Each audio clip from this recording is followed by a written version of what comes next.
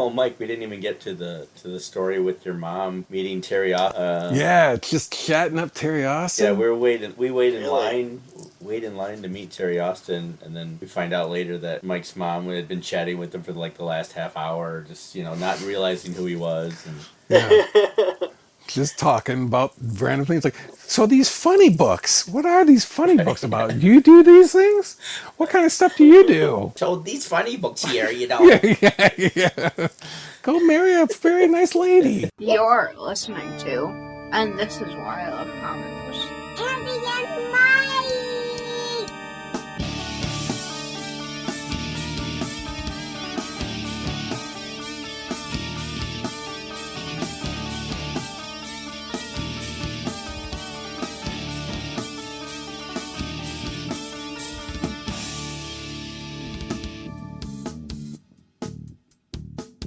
And welcome to another episode of And This Is Why I Love Comics. We're back again.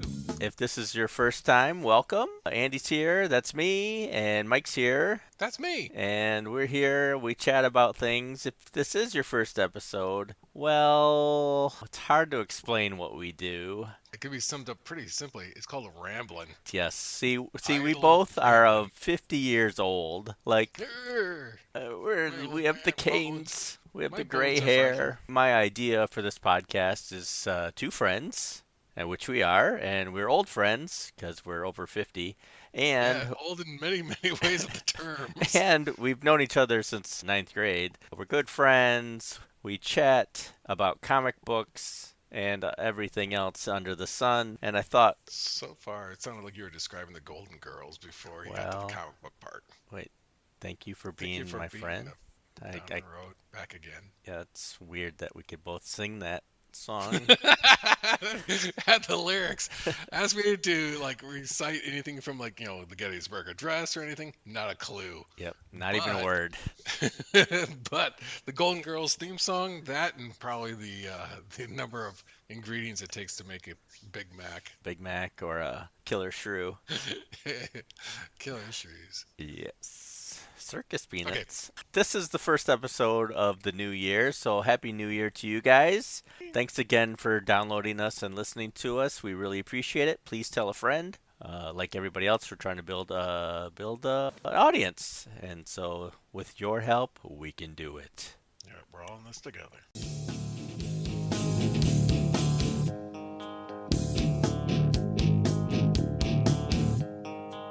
Well, let me ask a question of you on this one, because I'm guilty of doing this. Okay. Have you ever bought a comic with the intent of, just because this person was at a show you were going to attend, you're like, well, maybe if I get something signed, I'll buy this comic because this person's going to be at a show and I'm going to be there as well. You're like, oh, hey, Jim Valentino's going to be at a show. I don't own a single Jim Valentino comic. Maybe I should buy one just so that I can have it signed if I happen to cross them. Not that I remember. I remember not realizing a creator was at a convention and going, oh, shoot, I would have brought this and this. Maybe I'll go look for it. But I don't remember who or what book. I know I eventually bought something just for him to sign. Even when the Image people came out with new books and stuff, I was buying that stuff just to see what it was anyway. So I owned all those, Spawn and Youngblood and Savage Dragon. I still have my Savage Dragon. Those are like fever years where you're just like, I bought it. Why did I buy any of these things? Yeah. Actually, I have the Savage Dragon still and the Youngblood. I don't have the Spawn #1 anymore. I wish I had that one. I'm sure maybe like an Adam Hughes. Like I didn't have a lot of Adam Hughes, but I know I probably bought something just so I could get an Adam Hughes signature. Yeah, because that's always like I have bought things knowing full well that it's like, because I was trying to present my portfolio and I thought this would be a great way to kind of brown nose my intro into having them look at my portfolio. It's like, hey, I like your stuff and wink wink, here's a comic for you to sign. See, that was just full of lies. I'm sure like when I met Dave Stevens, I didn't have any Rocketeer on me or anything, so he had books on his table, and I bought the book for him to sign there. Like,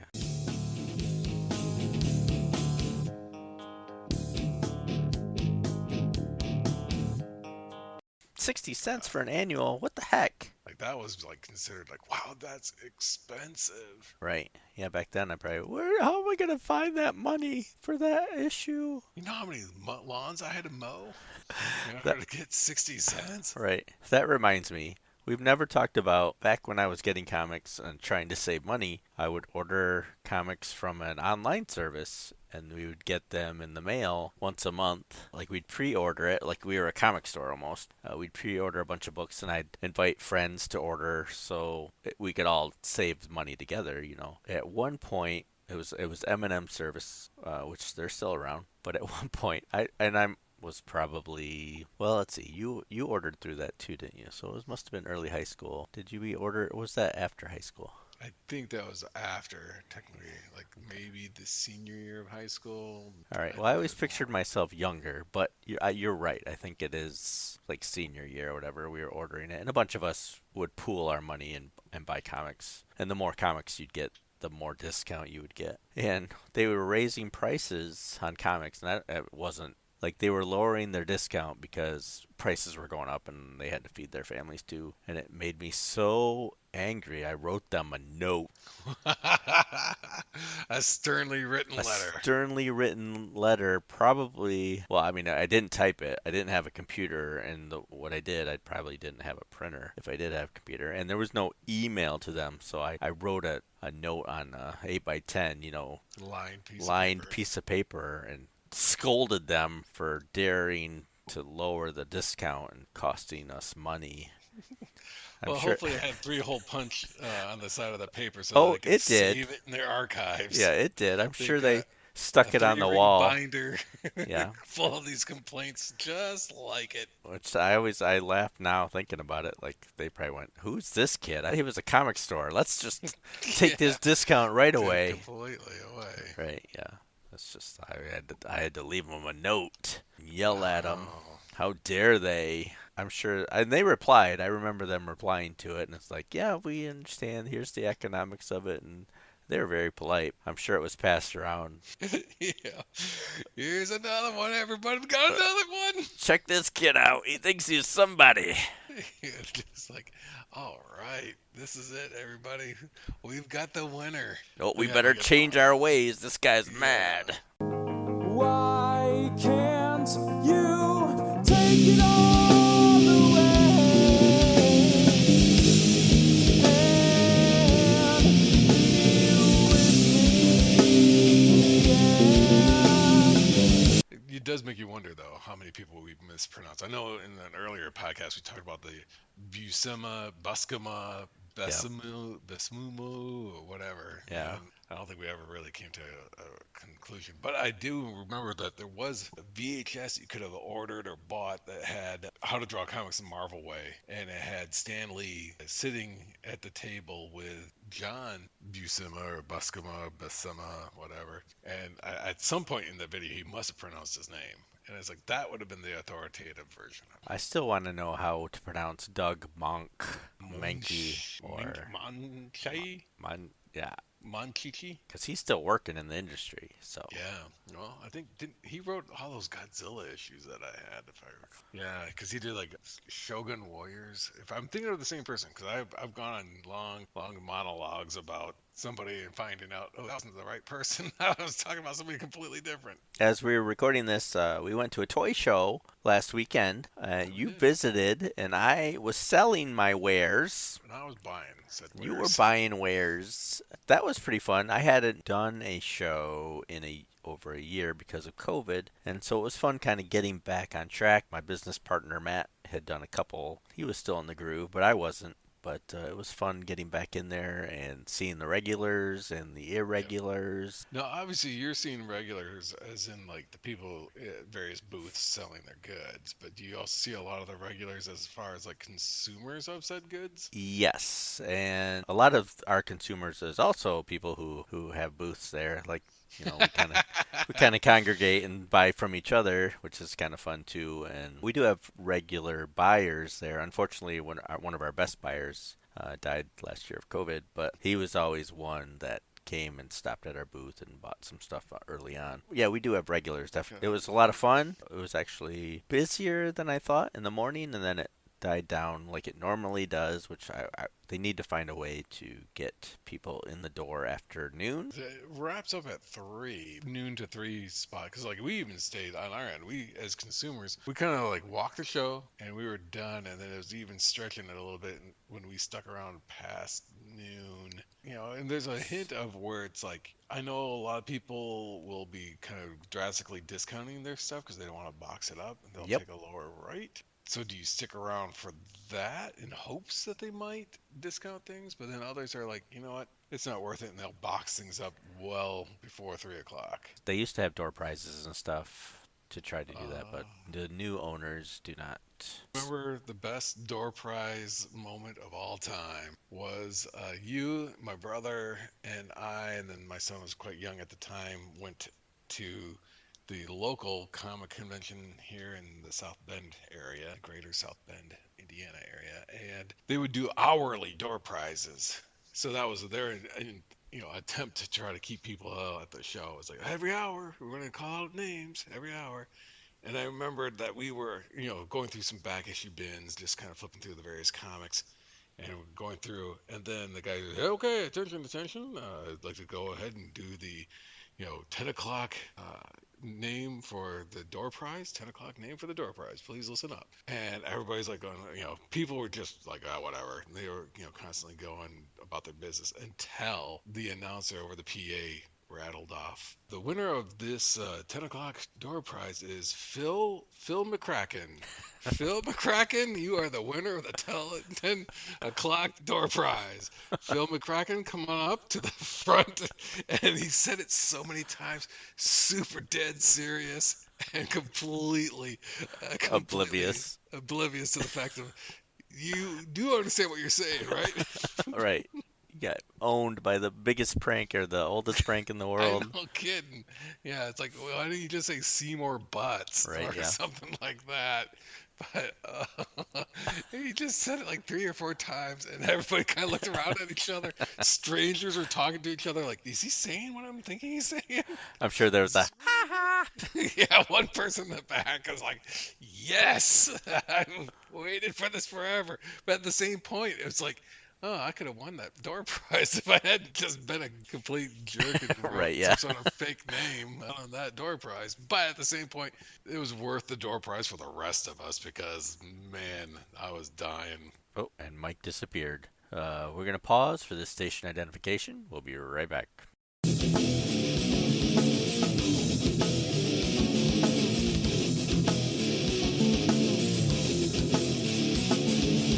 And on the end of the hand was a hook. Again, classic cliffhanger. Trying to edit that one. And the worst part is that, I'm a huge Masters of the Universe fan, and I love anything and everything to do with the Masters of the Universe line. And I had been collecting stuff all over, way too many random things, bits and pieces here and there. The downside is that I bought almost everything that I can get my hands on. I mean, there's obviously some holy grail things that I'll never own. It's getting very, very hard to find something that I don't already have. So, like, when I see somebody's got a tub full of Masters, vintage, like 1980s Masters of the Universe figures, I'm like going, I've got every one. I might be missing like one accessory, or I want to upgrade an accessory. It's like, well, Prince Adam's belt could be a little tighter. I could probably get an upgrade to his belt, that kind of a thing. And it's like, that's the only frustrating part about going to these shows and you're seeing it. It's like, oh man, the onset is like, I was like, oh, look at this huge tub full of these figures. I'll get them all. I'll buy the whole tub. But then after a while, you start getting more and more, and they're in your collection that you don't need these other ones that it's in somebody else's collection to add to yours. It's that law of diminishing returns kind of a thing where it's just like, yeah, the more I go, the less I'm finding that I'm needing. Well, that Walking away means with your less. collection is more complete than it used to be. And What's great about the Masters of the Universe line is that they had licensed it out, and there's so many like offshoot products. So it's not just a matter of the action figures, but they made like erasers, AM radios, toothbrushes, records, and all sorts of random little bits and pieces here. And so that makes it a little bit more impressive of a line. The downside, though, is that when I got into collecting this, the line had been retired. They had wrapped up their time. They weren't going to do any more Masters of the Universe. And then all of a sudden now it's like you got not just one, but two animated shows on Netflix, tons of Funko Pops. There's 3 action figure lines. Yeah, it's reinvigorated Currently. the line. Like, there's so much out there now, and that's the way I felt about Superman. Like, I used to collect everything Superman, and then it just got so out of, like, realized I'm never gonna even collect a fraction of this stuff. So Yep. I'm done. I'm good. I got Yep. enough. And that's it too, because it's like I'm looking at it, and then I'm almost at a point where it's like I'm tempted to just sell the whole thing and start over. And I know that sounds ridiculous, but there's a great YouTube channel called Toy Galaxy. I don't know if you've seen it or watched any of his stuff. It's fantastic. The guy's, I don't know where he's out of. It seems like he's like more of the New England area, but he even talked about how he sold off his entire collection and started over. And sometimes it's the hunt is the thing. It's not the owning, it's the hunting for it. And when you have everything, then the hunt's over. And it's like, what do you do? So then it's like, well, what if I just sold it all and went back to square one and then got exactly just the pieces I wanted and not have everything, but just the pieces I wanted. Right. Yeah. And I thought that was actually not a bad idea. I mean, that's one way to look at it. Yeah. And then the other one is, what if I can't find this again? Now, chances are with eBay, it's not like it used to be with eBay and Mercari and all these other online places. You can probably find it somewhere along the line. We did have a couple books we were going to read, or we were going to talk about. Was this what we were calling the one and done issues? Yes, Okay. yeah. The intent of the one and done, I don't know if you wanted to elaborate on what it is. No, go ahead. But with the one and done, it is we read one issue, preferably number 1, and see whether or not that issue, if it enticed you enough, if it made you feel like, I gotta read more. I gotta find out what else happens. What's next? And if it works, if you want to read more, then yeah, that's great. Then it's not one and done. But sometimes it'll be like, yeah, that's as far as I need to go. So it's more like one and done? Question mark? So Well, that that's was certainly the what thought. we've done. I've picked 2 books out. You've picked 2 books out. Is that right? Correct. And they're not the same as far as we know. Kick some new theme music in.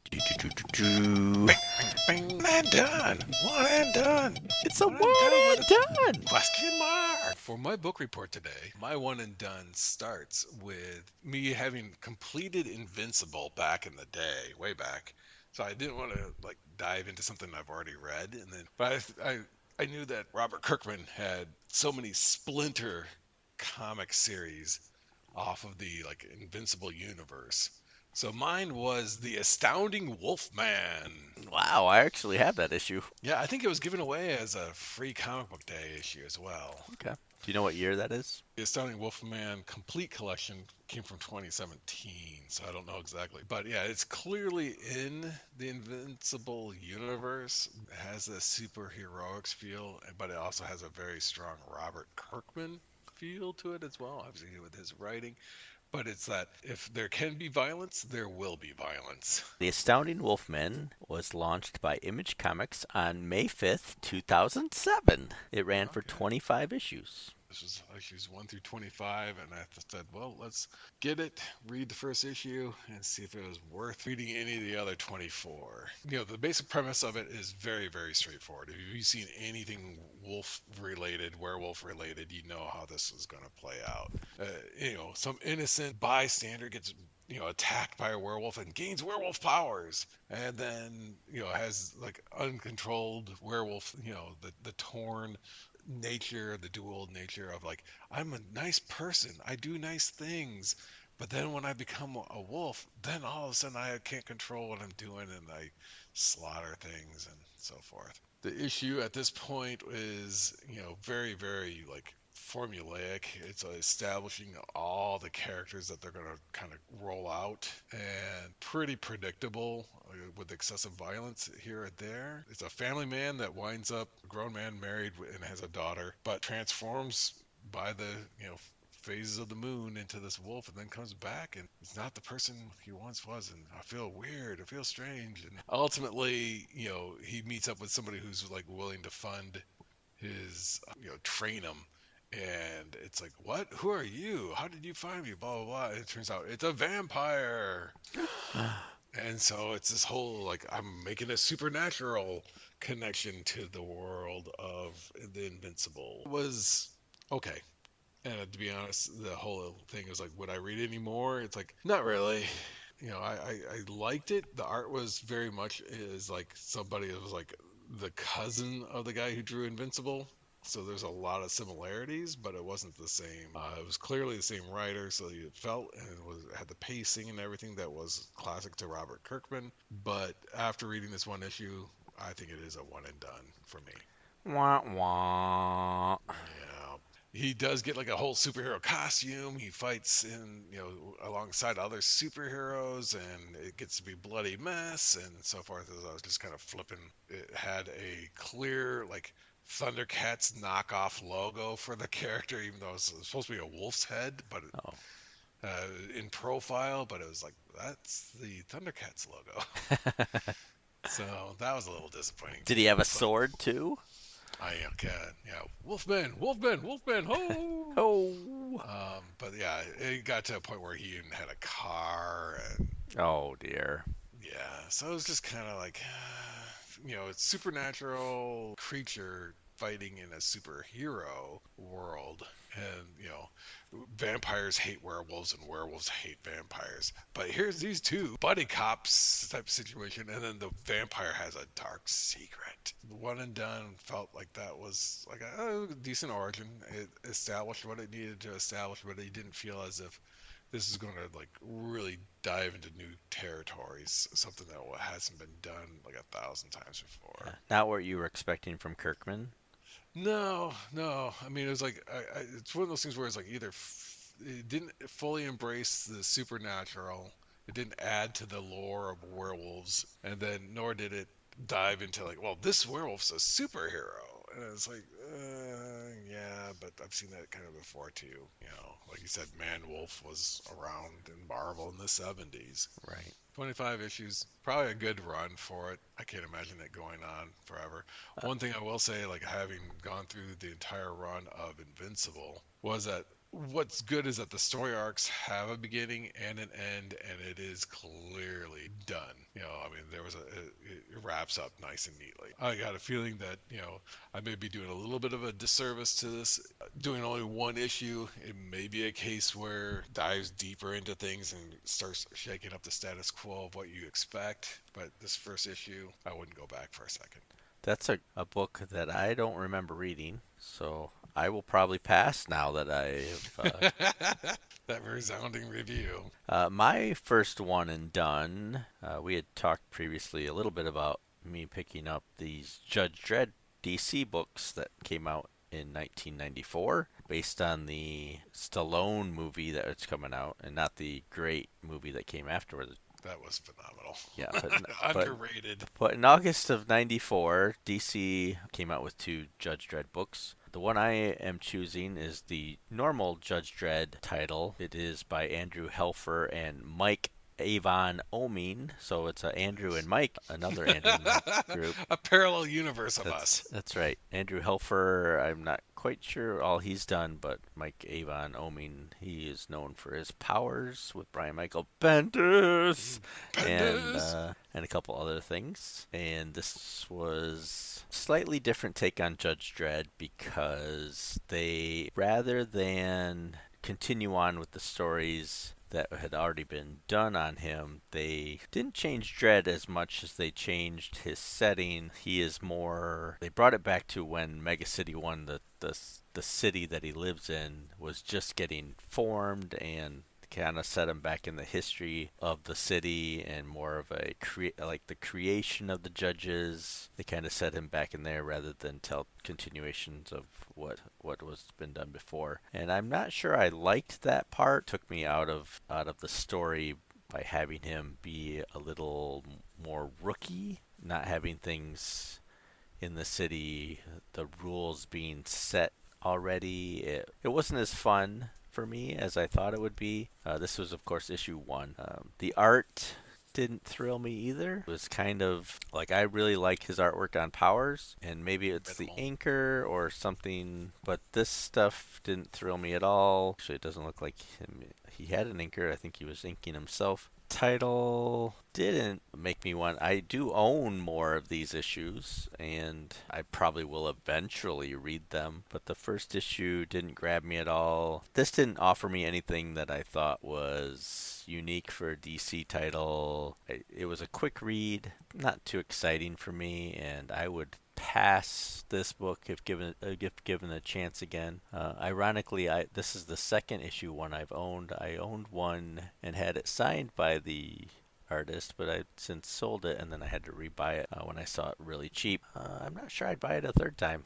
I started reading the other Judge Dredd title, Legend of the Law or something. I think it is, and that I found more enjoyable. Maybe I'll just Yeah. stick with the other one. Now, do you think that somewhat of it being like a powered down version of Judge Dredd? Because I think works with, like, to your point with Judge Dredd, it was the fact that he was so accomplished and his threat level was so high. Yeah, I didn't really want to see a rookie Judge Dredd. I Yeah. wanted to see Judge Dredd, the one I've read about prior, and he's gone through all these trials that I didn't read. Like I didn't read all his stories. Was a veteran, and he had all these different cool bullets and the bike and everything. The bike was still there. I didn't see anything with the ammo and stuff that I liked, but I wasn't ready for I don't want to say dumbed down version because it wasn't Or a year dumb, one. but yeah, just a year one version really didn't. It's not what I wanted to see. And that's my review of Judge Dredd from 1994. My second issue was, I think we kind of hinted at it with Matt 1.0,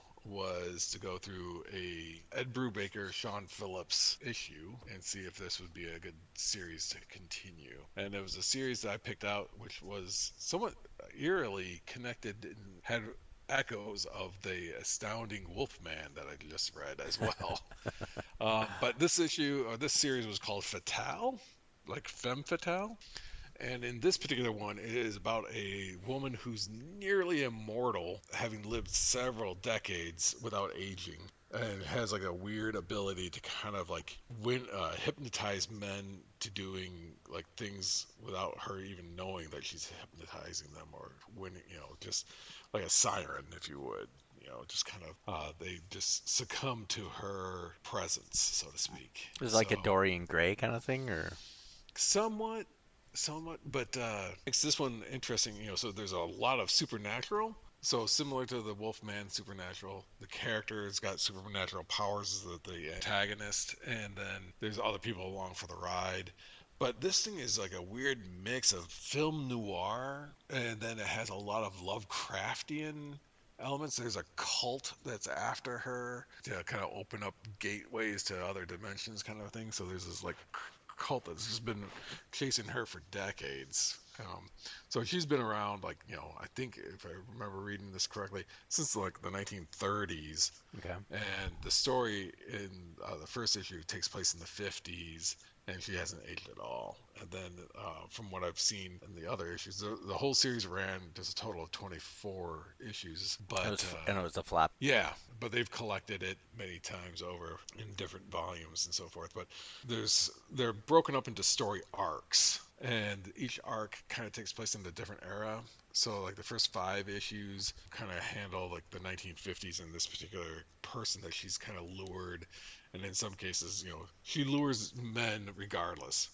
Some she does somewhat intentionally, others just by proximity, and then she's like afraid because it's like a magnet. It will attract metal. It doesn't discriminate. So it's that femme fatale, and the fatale aspect of it is basically, it shows that anybody who comes into contact with her eventually meets a miserable fate. But the first issue, I mean, it's so well written, and you're already deep into a mystery where the Wolfman kind of spelled it all out. There wasn't anything that you're like going, what? Even the vampire, it's like as soon as he stood there in that issue, that's got to be a vampire. Flipped it over. Oh, yep, sure enough, he's a vampire. Where this one, it's like, who are these other characters? Oh, they're cultists.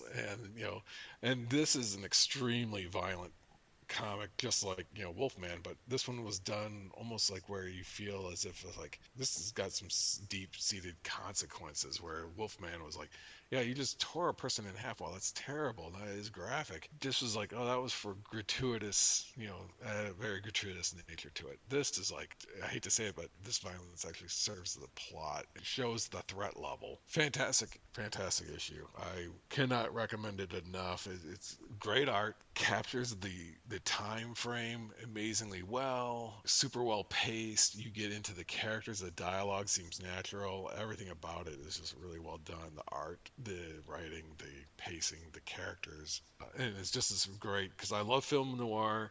I like the supernatural, like Lovecraftian quality, and then they kind of did a nice combination and put them into this thing. And yeah, I kind of want to finish this stuff out. It was tough to say, okay, here's one issue and I'm done. It's only 24 issues and it all wraps up. Highly recommend Fatale, Ed Brubaker, Sean Phillips. And those guys do a bunch of books together, right? Oh yeah. They have their own little corner of the Image comics, and I don't know like what Image has done to merit them being there for this long, but it's like this is a great pairing. They're doing like Criminal. I think they just released another volume of Criminal. That was a good series as well. So what's great is again, for the most part, Criminal is the only one that I think is still going, that they haven't completely wrapped up, but I might be wrong. I know that they do these little one-offs, like Bad Weekend was a one-off that had some characters that if you look in the background, it's like that character appeared in another comic.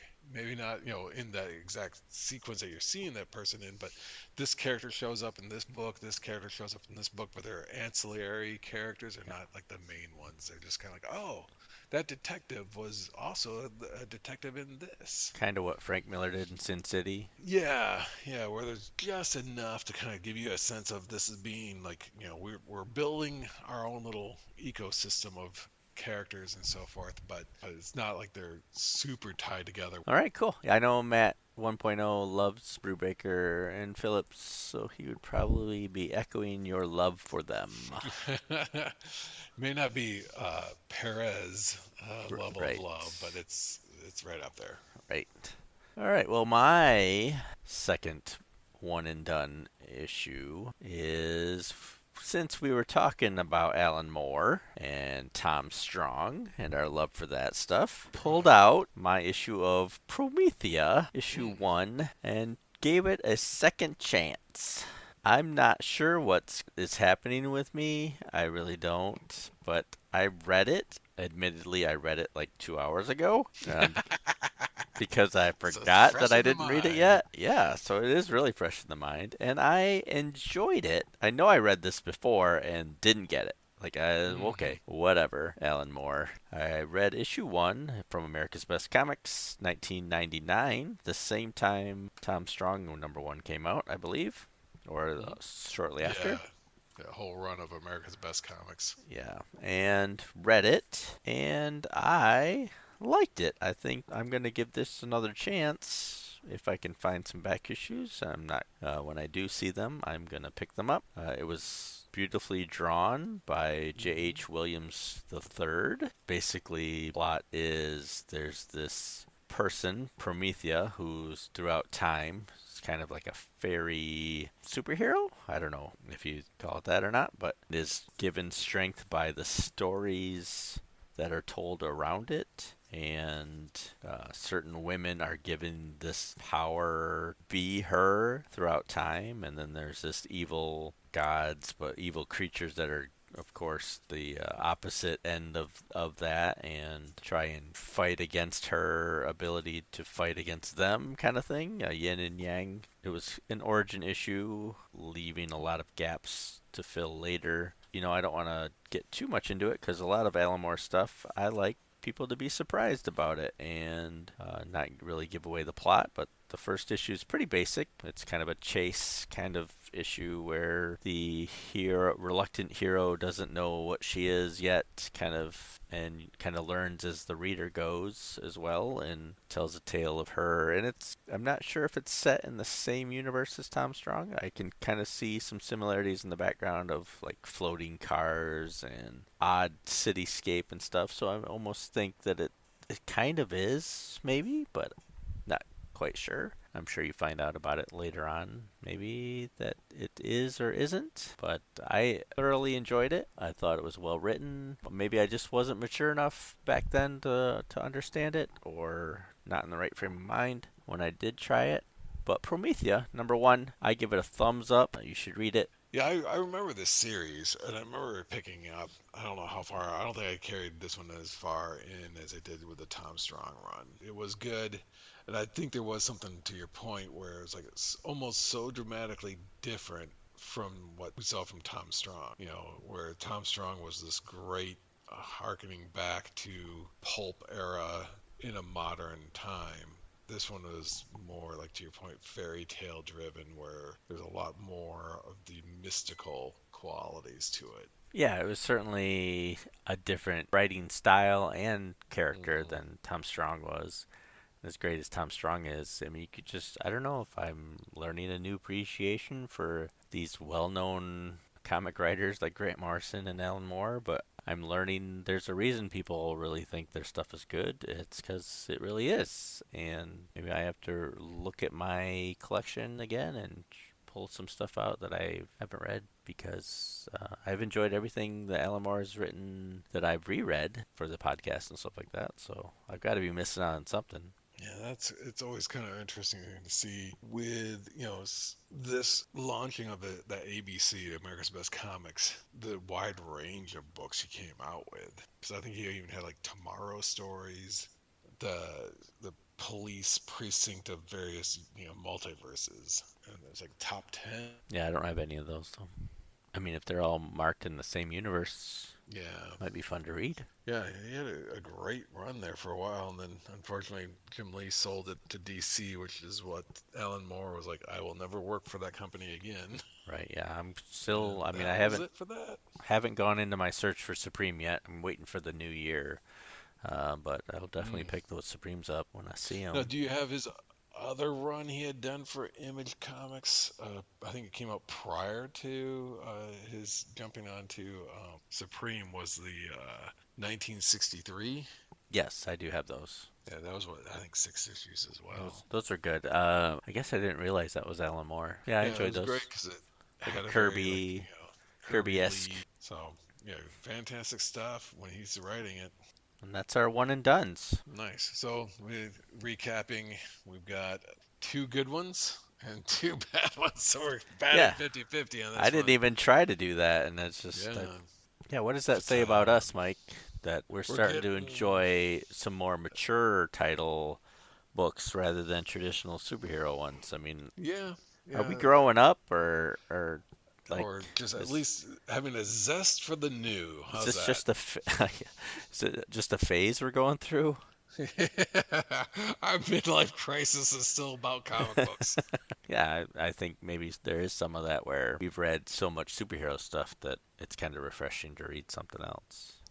Yeah, I mean, they lament the current state of comics because, like, Batman will never have a really good story arc because it's like he'll never really feel like he's reached that level of I've avenged my parents and now I can be done or whatever, or it's just like, nope, Batman's too good of a property, we're gonna write Batman stories forever. Well, they just replace him with a younger character. That's for another podcast. But it's like, so as a result, whenever you can not wrap up a story with a character, then there's no threat. It's like when you saw the Star Wars prequels, it was like, oh man, I hope Obi-Wan makes it. It's like, no, we know that Obi-Wan makes it because he's the original series. So it wasn't like any threat you saw to him was instantly negated because you knew he was Spoiler gonna be alert. fine. Dang, gummit, I forgot to let people know. Watch out for this warning up ahead. But it's just the same thing here. It's like, nothing will happen to Batman.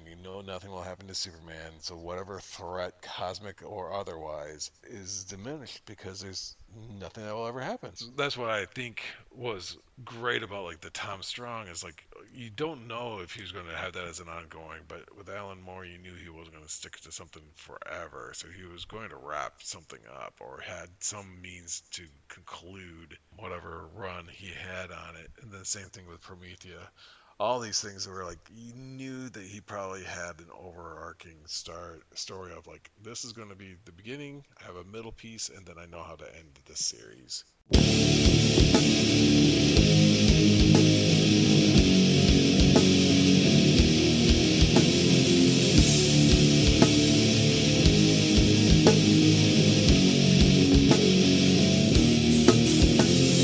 The only other thing I've been reading is John Byrne X-Men. Oh, here we go. Collecting this growing up, I loved John Byrne, loved his writing style. I almost compared him to George Perez, not really at the same level, because no one is.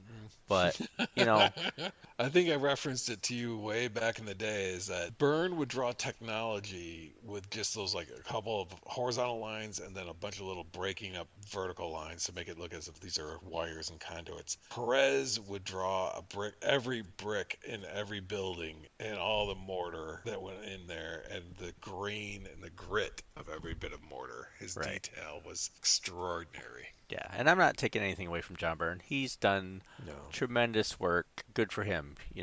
He's done some great stuff. When he branched off into the Legend, Dark Horse imprint, he came up. Well, actually, he did John Byrne X-Men before the imprint came out, and then the imprint kind of absorbed his title into it. Like he joined the group. But so I've loved the series. And I collected it back then, and remember reading it and enjoying it. And then I gave it a second read the last couple months here, and I have the entire series. And then he came out with IDW came out with a 9-issue follow-up series a couple years ago, and I've collected that, and I haven't read it yet. But I was trying to get through which is what started me reading the original series again, is because I wanted flow into the new series. I must admit I'm not enjoying it as much as I remembered. I love the premise of these characters coming out of this digital world with superpowers, and they don't know much about the real world, only what they've been programmed in this fake world that they've lived. And it was great. That's a big mystery, and they were the first superheroes of this world. As the series went on, I think he lost his way. I really felt like the first 8 or so issues were really good, and then he was trying to get to some point. It's a futuristic story too, and there's time travel involved, which usually is hit or miss. Usually either works great or it's just a total mess. I would call this one more of a mess. It was very disappointing to reread this because he included some things which I just didn't enjoy this time reading it. Characters that, as they gain powers, I just didn't like the new powers that they were giving these characters, and it kind of, the flow was broken up by different storylines. If it wasn't for Hellboy's first appearance, which actually didn't make any sense in the story either, but it was great Mignola art. Anyway, the art was great on that issue. That just kind of dragged into it too, and it wasn't series got into the middle of it. I still haven't finished the last 4 issues just because I was not having fun reading it. For that reason, I'm almost tempted to get rid of it, except a few issues signed by John Byrne, and there's that Hellboy issue that I don't really want to break the run, so it's probably a series I'll keep because it has some stuff in it that I remember fondly, but I was just really disappointed in it. I'm not sure I would recommend it at all. If you love John Byrne, say go back and read some stuff is really good from DC and Marvel. Like, I love his Man of Steel and his early issues of Superman, and his X-Men run is of course legendary, and his Fantastic Four run supposedly is really good. I haven't got to that. I have the whole run and I haven't read it all yet through, so I'm hoping it is really good. Just, that's my brief take on John Byrne's X-Men. Save your money, buy an old issue of John Byrne instead. Yeah, that's something where you kind of think about like some of the greats, like the Stan Lee. It's like, Stan Lee and Kirby, Stan Lee and Ditko pairing, and what they were able to create early on. But then you think about Stan Lee later on, Stravarella or Ravage from 2099, and it's like, okay, it's like, early stuff, great, you're in full swing, but some of the things like down the road, you're just like, ah, man, I gotta come up with something new. You know, it's kind of like you look at a lot of like comic strips in the newspaper back in the day when newspapers existed. Family Circus had 5 comics that they would rotate on Sundays. You know, it's like, where's Billy? You know, follow his path as he got lost finding his way home. Or little Jeffy decided to draw this issue or this cartoon, and it's a bunch of stick figures. Oh, that's adorable. And then something got broken. Who did it? I don't know. Or not me. Not me, And the yeah. not me ghost would be walking away like hee. And it's like, Right. and hit repeat. Yeah, and it's just like, so there's only so many stories after a while. You just can't come up with something brand spanking new and be revolutionary all the time. Yeah, I do recall having read this, but I honestly do not remember much about Next Men. Yeah. I remembered like seeing like, oh yeah, that's Cyclops. That's it's like a lot of the characters are like, yeah, I kind of remember this being very much like, okay, almost a continuation of X-Men. Claremont and Byrne didn't leave. If they both kind of continued, they would have said, okay, let's retire these all new, all different characters and put these new ones in. He did some real world stuff that was kind of neat, like the fast character Danny. He had these really abnormally unusual legs, Thick just thighs, yeah. the indestructible Bethany. Her hair was indestructible too, so if you grabbed it, it'd slice your hand. You know, like little, really cool kind of little things, real world type, unquote, real world. But so I thought the premise was great and Yeah. everything, but it's just I didn't. He had too much possibilities. Nobody reined him in because it was him. Yeah, he just kind of took off on his plots, and I just didn't like where it went. You know, I'm sure a lot of people liked it. I think there was one thing he had done, and I feel as if it were in the Next Men issue, but it was in total like retaliation against a lot of the other Image creators. And it was a deal where I think even in his letter column, he kind of like put it in there saying, and I think it was like called Proto-Tykes or something like that. It was about like these like little kids who had superpowers. Oh, it might have been like he And was doing Babe yeah, it may and have been a couple that other things. It series might or have been, something like that. yeah, But the retaliation part was due to the fact that a lot of the Image creators were just trademarking any word they could. I saw some gum on the street, so I'm going to call this chewed gum, and I'm going to trademark it because I'm going to make a character. Maybe not this year, maybe not next year, but I'm going to call a character chewed gum. And it's like, oh, you gotta be kidding me.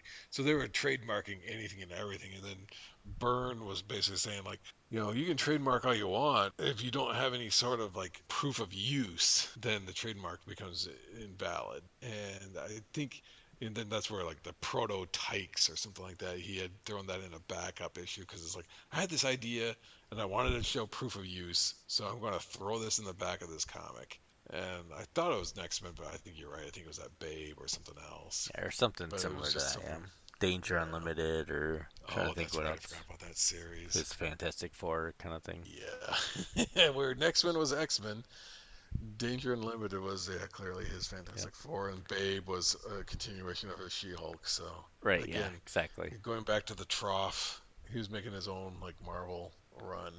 Yep. Pretty much. But yeah, it was, as an okay. I remember Next Men to a degree, and I did like, when that dude was running so fast, his feet, would just burn through whatever shoes he had. So Right. Yeah. he was trying to put like real world physics or real world applications as if he could, but pseudoscience to a degree, but trying to incorporate that into the series, and that was a nice touch to kind of bring about a little tiniest bit of realism to it. It's like Right. if somebody did have eyes that would allow them to look through any sort of electromagnetic spectrum, they would be kind of like funky and multifaceted lensed eyes or something like that. Right, yeah. So yeah, I remembered it being an interesting series, but I don't remember anything about it. I did find it really interesting though is that the one gymnast character was almost as if like, I want to draw her without any clothes, but I still need to put some sort of sensor bars on it. So I am going to make her costume nothing but sensor bars. And it's like, wow, that just seems like that's it. He just I'm drawing her without any clothes on, and then just to make certain I can make this an all ages book, whoop whoop, gonna cover it up by just putting black bars across. Yeah, I Uh, mean, I'll work my way through the rest of the series, yeah, but the like, key word being work. yeah, like I said, if I didn't have signed stuff and it wasn't Hellboys, I'd have Hmm. probably dumped that series pretty quick. And maybe I will keep all the ones that are signed in the Hellboy and get rid of the rest. I don't know. Yeah, it's also a point where it's like, well, do I need to have all these things? I made a vain attempt, and it was like I'm going to buy 5 short boxes, and that's going to contain my entire collection of loose like floppy comics. And those boxes haven't been assembled. I have not gotten down to the like, okay, I got to clear out the rest of the stuff, get it down to just the ones I really want, That would and be get tough. rid of everything else. Well, I mean, on my end, it's not as bad because I haven't looked through a lot of mine. Without this podcast, to be honest, without this podcast, I wouldn't go through any of my back issues. So it's like, if I'm not going to go back through them, then why do I have them? Yeah, it's unfortunate, but I think, like I said, I've got so many books that I was like, why did I buy this? How did I come across this? And some of them, I think, were just like these two comics were so close together that they birthed another comic in between them. It's like, holy crap, these things are just popping out baby comics. It was kind of cool. I think I texted you, but Dave's wife, she sent me a text and said, Dave's been wanting to get back into his old collection of comics, but he doesn't have them anymore. Do you know what he collected, and what I can get for him for Christmas or something? And I said, well, I can do you one better. Dave gave me his comics. He'll have some of them here, so I can give you not only comics that he likes, I can give you the exact comic that he used to own. And so yesterday we went over to the storage unit and I pulled like his entire run of Checkmate Hmm. and some of his Legion issues, and I had sold off his Infinity Ink stuff for him. I saw on eBay 1 through 9, so I just ordered that and it came pretty quick. So he's gonna get like 60 comics, most of them ones he already owned and everything from his wife for Christmas. I thought that was pretty fun. Yeah, it's pretty cool. Yeah, recapturing some of that stuff. Well, and that's kind of going back to what I was saying about the Masters of the Universe, just selling off the collection and then going back and picking it up again. Yeah, like he does no clue that I still had some of them, you know. But and for me, that's less comics that I have to hold in my store. Like, okay, you want it back? Here's your comics back. Yeah, yeah. You There's know, no begrudgingly returning these to you again. right here Oh, you go. These aren't mine. Wasn't gonna profit from them, so I was just storing them away. And when I go through all of them, I'm sure I'll find more that were his there. And then eventually I'll be able to rebag a bunch and get the old bags off and sort them out. yeah. Because I remember seeing a couple comics that were like the bag is so yellow, and it was like when you take you open up the bag and you try to get the comic out, you can hear that. It's like a plastic was fusing almost with the cover itself. You're like, it might be time to rebag these. Right, yeah. That's kind of been doing as I've been knowing how old some of these bags are. It's like, okay, I'm going to buy 600 bags and I'm just going to rebag 600 comics that I know are the oldest bags, and just start Yeah. from there. Now, are you still double bagging, or are you just one Like with a half my back and board? collection is double bagged, and then the new stuff I'm doing, I'm single bagging and boarding them. So treating them a little nicer as they get older. Yeah, Just how I yeah, want to be treated. yeah. Yeah. I need back support. I need a comfortable bed to myself. That's I right. need, I need comfort. yeah, new sheets every time,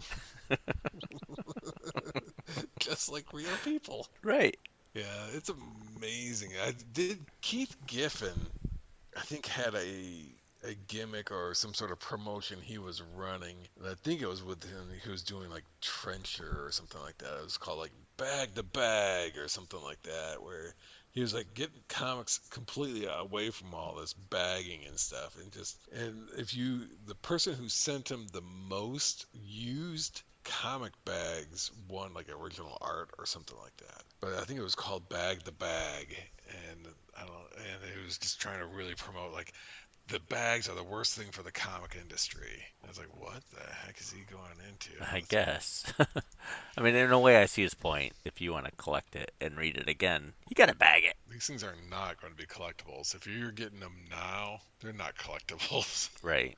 The only reason why there's like any value in them now is that issues that are coming out are not due to scarcity. It's due to that was the first appearance of this character. Or that was the time this person showed Yeah. up. Any '90s comics had no value until Venom became popular and Ghost Rider. All these characters that were reinvented or invented, like Venom. That's the only reason the '90s are on the map now. As it rises in value, it'll go away. Because like I have like Omega Man #3, which is I think the first appearance of Lobo. And at one point, that was like, holy crap, that's an unbelievable amount of money for that issue. And now it's like, and in the quarter bin, would mind the Omega Man #3. I have that entire series. Yeah, that was a series that was kind of doomed from the beginning. It's like you got a whole you set it off of Earth. So you could never really relate per se. It wasn't like, oh, we're fighting for the safety and continuation of New York City. It's like Problem with Omega Man, I was really excited for that series to come out because it was very Titans related and stuff like that. With the Omega Man, it was always this war. Their galaxy, the Vega system, whatever, was at war. 6 issues into the Omega Man series, they won the war. So anything after that was just kind of exploring the system, and you lost focus on what the series should have been about, which should have been, this battle and this war that they're fighting. But, after 6 issues, it was done. And then you had, I think it went on for another 3 years, but it was just kind of random. It had some great art, Sean McManus art later on and stuff like that, but I think even Alan Moore did an issue, but yeah, it was just that they chose poorly on path on writing there.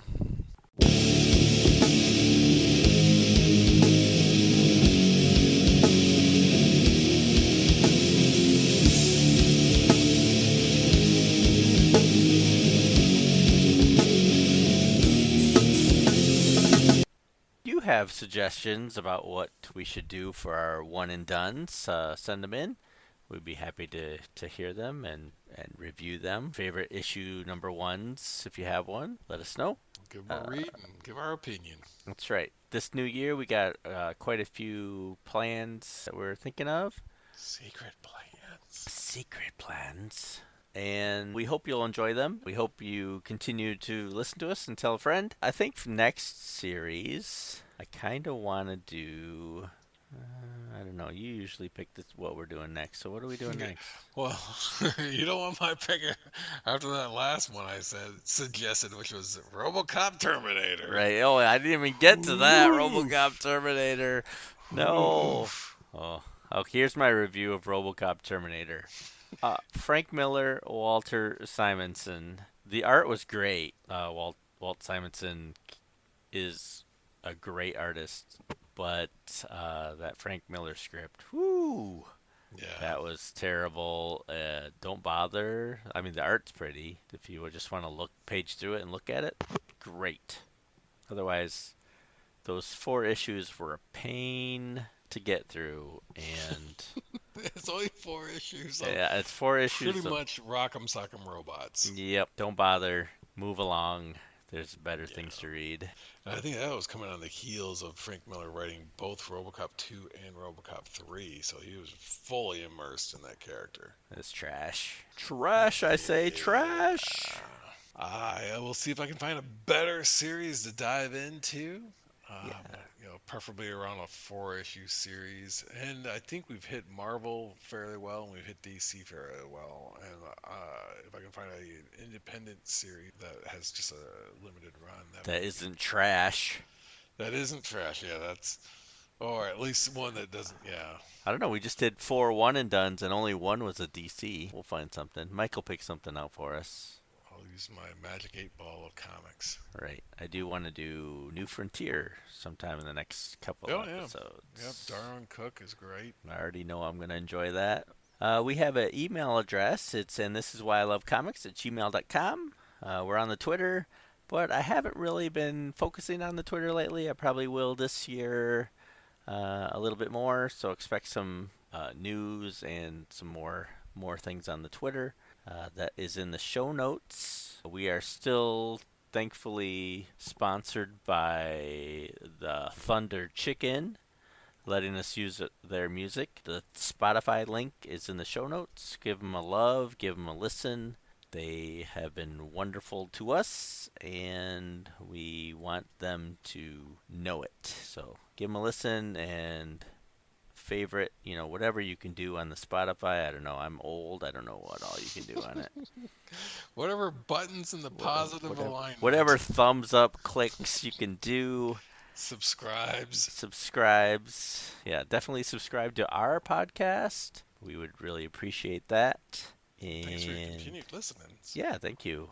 Thank you from around the world. We're listened to around the world. So we do With all our references of small town toy shows. Right, yeah. Comic events. Right. Did you go to that comic shop around the corner? Right. You talk about what you know, Exactly. And this is why I love comics. I'm Andy. I'm Mike. And we'll, what do I want to say? We'll love comics at you later. We'll love me some send our comics. loves of comics. We'll love some comics later. We'll hear though. We'll see you next time. Except we're not really seeing you. We'll listen to you next time. Except we're not the ones listening. We'll talk to you. We'll talk one-sided to you next time. We'll talk one-sided conversation with you next time. You'll hear us next time. How's that? Yep. Until we release another episode. That's right. We try to do these twice a month. We think that should work out pretty good. Yeah, we'll be here. We'll be here when we're here. Wait, these are terrible lines. You'll hear us when you hear us. You hear us when. We'll see you next time.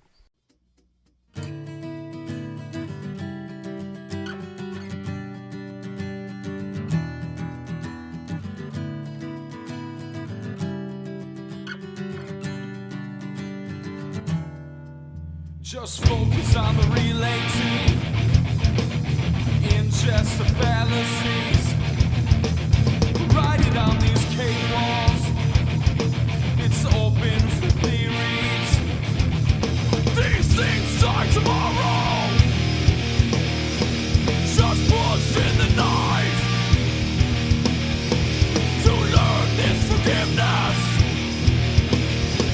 is an eyesore.